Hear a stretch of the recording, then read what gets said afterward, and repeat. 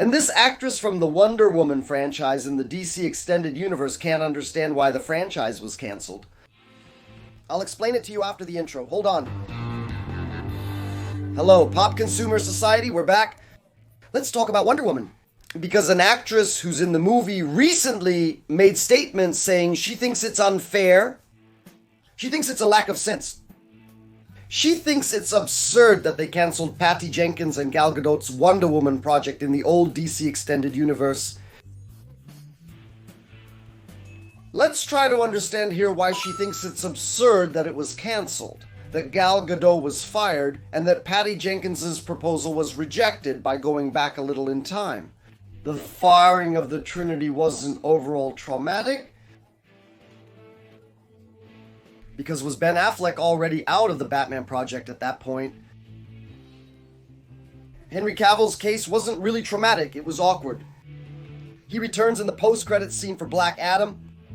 If Black Adam had been the success Dwayne Johnson was projecting, maybe that would have forced the public into a new online campaign like the Snyder Cut to keep Henry Cavill in the role.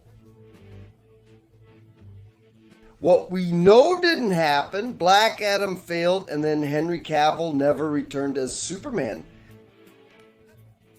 Now, on Wonder Woman's side, we can say it was traumatic.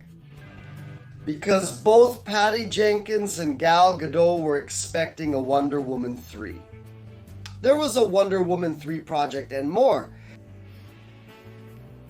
And then James Gunn takes over. At first, he was saving some things from the previous management that were actually his own projects, not anyone else's, like Peacemaker, like the Suicide Squad.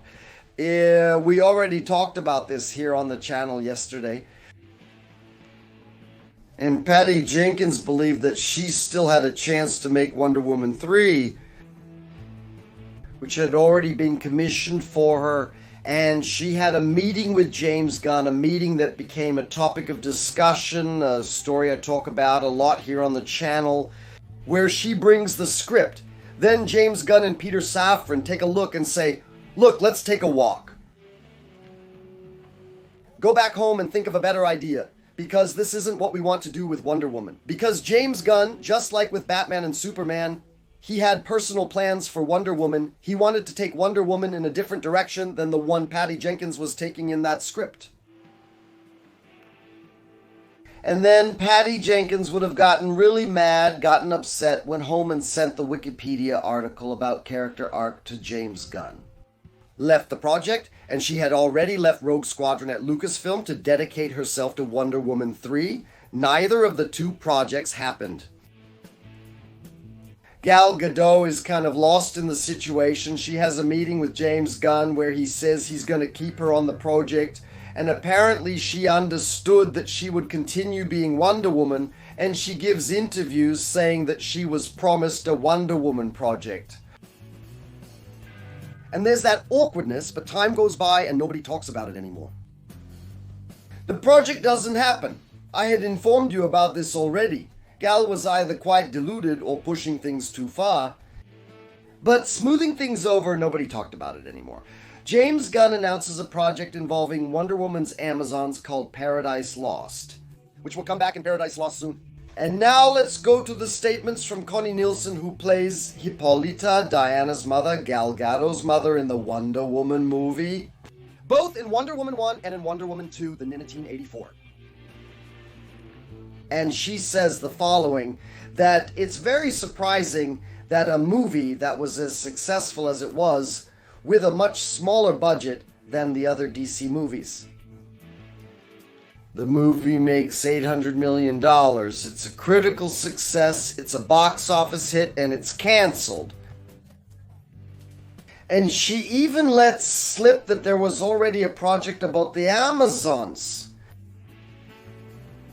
The women of Themyscira. Back in the Detective Comics Extended Universe under Walter Hamada, and that project was scrapped and replaced by Paradise Lost, which is the same concept. Although maybe James Gunn has a different idea for what to do with this series about the Amazons. Maybe Patty Jenkins wanted to do something more empowering for women and all, and James Gunn wants to do something like Game of Thrones.